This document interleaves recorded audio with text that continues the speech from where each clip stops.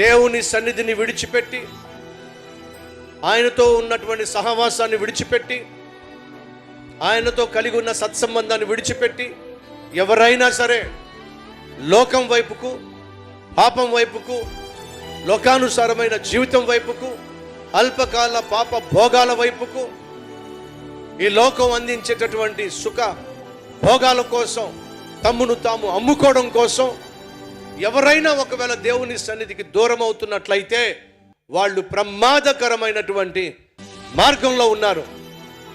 They are in dangerous road. ప్రమాదకరమైనటువంటి మార్గంలో వాళ్ళు వెళ్తున్నారు.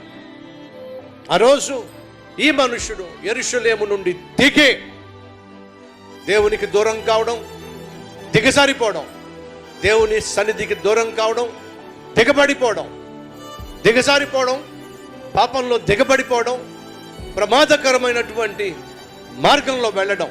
సో కీప్ ఇన్ మైండ్, దేవునికి దూరం అయ్యే ప్రతి ఒక్కడు కూడా ప్రమాదకరమైన మార్గంలో వెళ్తున్నాడు.